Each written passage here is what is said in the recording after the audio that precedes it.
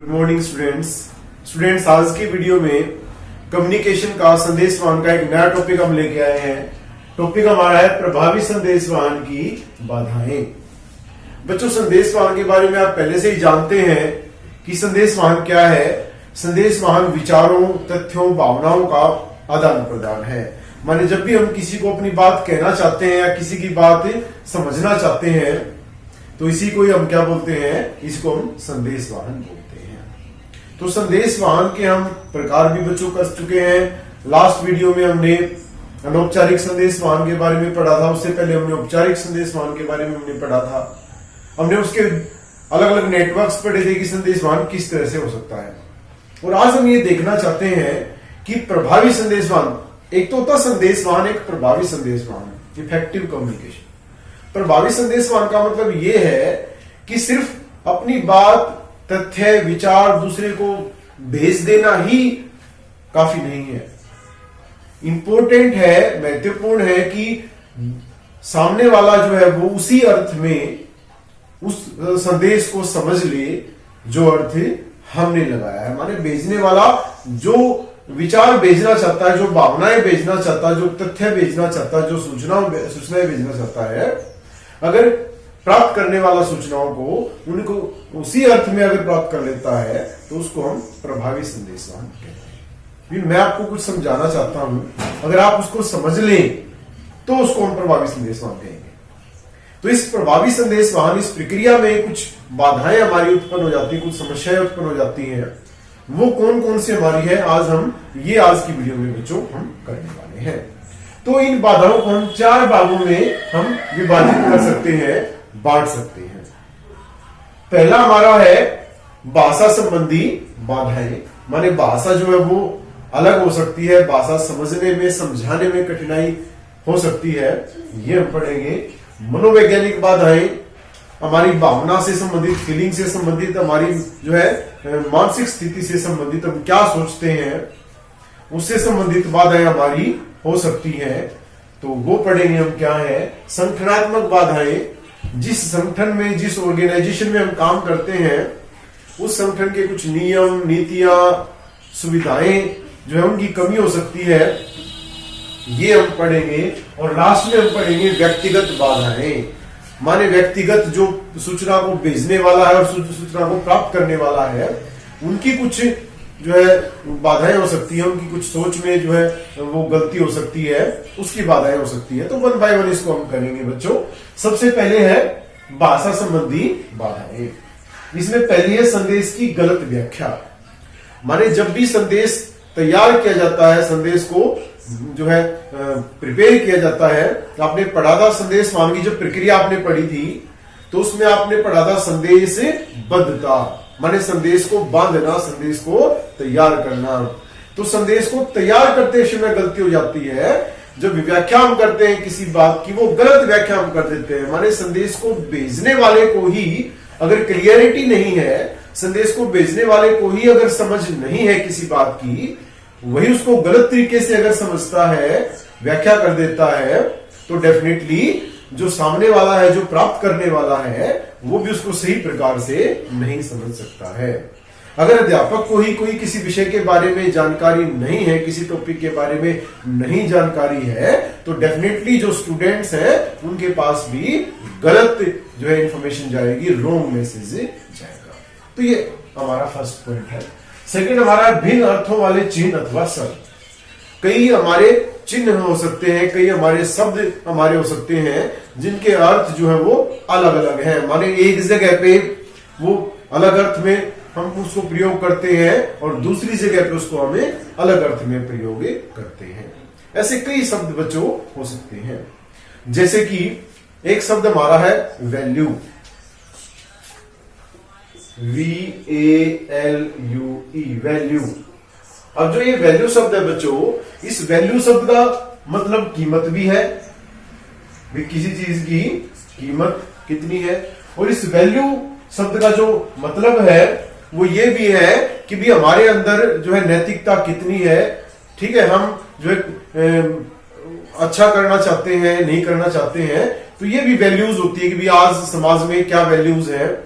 समाज में moral values हैं कि नहीं है, तो ये भी वैल्यूज का मतलब हमारा हो सकता है, गुण हो सकता है हमारे। तो अब भेजने वाले ने उसका कुछ और अर्थ लगाया हो और समझने वाले ने, प्राप्त करने वाले ने उसका कुछ अलग अर्थ लगा लिया, ऐसा बिल्कुल संभव हो सकता है। तो ये समस्याएं आ जाती हैं। चिन्ह भी ऐसे यूज किए जा सकते हैं कि भेजने वाले ने किसी और अर्थ में उसका प्रयोग किया, जबकि प्राप्त करने वाले ने उसका अर्थ कुछ और लगा लिया, तो ये हो सकता है। नेक्स्ट हमारा है त्रुटिपूर्ण अनुवाद। यहां था गलत व्याख्या, हमारे भेजने वाले ने उसको गलत तरीके से समझा दिया, गलत तरीके से लिख दिया। और यहां पे त्रुटिपूर्ण अनुवाद में है कि जब समझने वाले ने, प्राप्त करने वाले ने समझा उस मैसेज को, चाहे वो किसी और की हेल्प से समझा, खुद ही समझा, तो उसने ही उसको गलत अर्थ लगा दिया, उसका गलत अनुवाद कर दिया, ऐसा हो सकता है। जैसे कि एक संदेश यहां पे मैं लिखता हूं, संदेश हमारा है कि रोको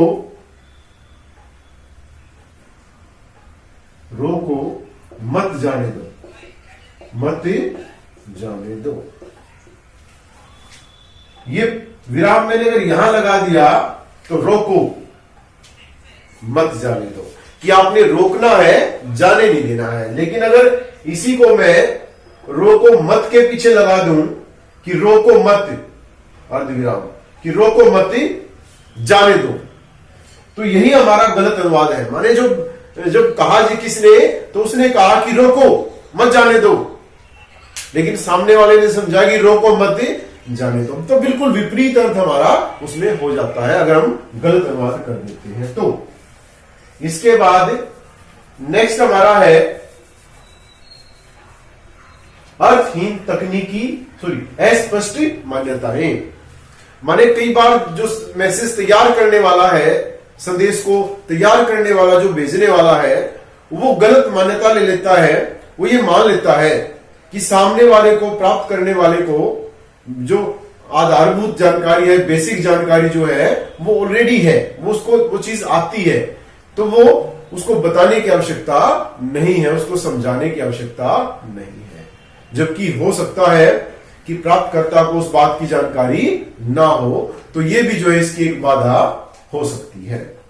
नेक्स्ट हमारा है अर्थहीन तकनीकी भाषा। अलग अलग ग्रुप्स के हमारे जो है वर्कर हो सकते हैं, एम्प्लॉइज हो सकते हैं, जैसे कि कुछ हमारे इंजीनियर हो सकते हैं, कुछ हमारे जो है मैनेजर हो सकते हैं, कुछ हमारे जो है टेक्निकल एक्सपर्ट्स हो सकते हैं। तो अलग अलग हमारे जो है तरह के एम्प्लॉइज होते हैं, और सभी की जो शब्दावली है, जो भाषा है, टर्म्स है, वो अलग अलग हमारी हो सकती है। जैसे इंजीनियर जो है उनकी अलग वो भाषा में बात करते हैं, अकाउंटेंट है, मैनेजर है, अलग भाषा में बात करते हैं। तो अगर किसी ने इस तरह से मैसेज अगर डिलीवर किया है, मैसेज तैयार किया है, उसने किसी तकनीकी भाषा का प्रयोग किया बच्चों, तो हो सकता है कि सामने वाले को उस तकनीकी भाषा की जानकारी ना हो और उसे संदेश को समझने में कठिनाई आ जाए। और लास्ट हमारा है शारीरिक भाषा व संकेतों का संदेश वाचन। भी किसी ने कोई संदेश जो दिया है उसमें उसने कुछ चिन्ह या शारीरिक भाषा का प्रयोग किया है। मान लो किसी ने ऐसे कर दिया, तो सामने वाले को समझने में कठिनाई हो रही है कि ऐसे करने का मतलब क्या है, उसने हाँ कहा है कि ना कहा है। कई बार जो इस तरह की स्थिति उत्पन्न हो जाती है कि भेजने वाले ने कुछ और चिन्ह बनाया है, कुछ और तरह से अपने शरीर के अंगों का प्रयोग किया है, जबकि सामने वाले ने जो उसको अलग तरीके से समझ लिया। सेकंड हमारा बच्चों है मनोवैज्ञानिक बाधाएं। इसमें पहले हमारी समय से पूर्व मूल्यांकन। कई बार हम जो है किसी की बात को पूरा सुने बगैर हम पहले ही ये मान लेते हैं कि इसने ये बात इसने कहनी है, इसने इस तरह से इस बात को बताना है।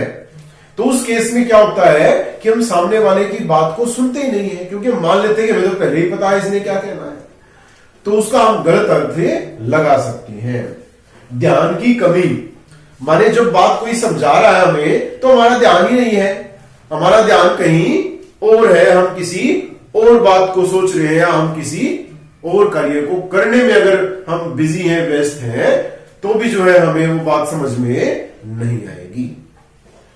प्रसारण द्वारा हानि तथा कमजोर ठहराव। एक बात को अगर हम दो तरह का संदेशवाहन हमारा हो सकता है, हम जानते हैं, प्रत्यक्ष और अप्रत्यक्ष। जैसे मान लेते हैं कि भी मैंने किसी को बात कहनी है, तो बीच में दो तीन आदमी आ गए, अगर मैं पहले एक को कहूंगा कि वो अगले को बात बताएगा, वो उससे अगले को बताएगा और वो उससे अगले को बताएगा। अगर इस तरह से हमारी बात जाती है कई व्यक्तियों में होके, कई स्तरों पे होकर अगर हमारी बात आगे जाती है, संदेश आगे जाता है, तो हर सत्र पे उसमें कुछ परिवर्तन आ सकता है या कुछ भूल सकते हैं, और जो बात भेजी गई है, जो संदेश भेजा गया है, उसका स्वरूप ही बदल सकता है। आखिर तक जाते जाते कुछ और बातें हो सकती है। इसी तरह से अगर हम कुछ यंत्रों का प्रयोग करते हैं, जैसे कि मोबाइल फोन का प्रयोग हम करते हैं, तो कई बार उस पर रेंज नहीं होती है, तो उसमें हमें अच्छे से सुनाई नहीं देती है कोई बात, तो ये भी इसमें दिक्कत हो सकती है। और लास्ट हमारा है अविश्वास, माने जो सूचना को भेजने वाला है, संदेश को भेजने वाला है, या तो उसको संदेश को प्राप्त करने वाले पे विश्वास नहीं है कि उसको नहीं समझ में आएगा, या संदेश को प्राप्त करने वाले को संदेश को भेजने वाले के ऊपर विश्वास नहीं है कि वो सही बात नहीं बताएगा, तो समझने की कोशिश होगी ही नहीं या समझाने की कोशिश होगी ही नहीं। मैं आपको पढ़ा रहा हूं, आपको बता रहा हूं, समझा रहा हूं, अगर आपको मेरे पे विश्वास ही नहीं है, आपको लगता है कि जो है सर सही पढ़ा ही नहीं सकते, सर नहीं बता सकते हैं सही, तो आप मेरी बात के ऊपर ध्यान नहीं देंगे डेफिनेटली, और आपको समझ में नहीं आएगा। तो ये हमारी मनोवैज्ञानिक बाधाएं थी।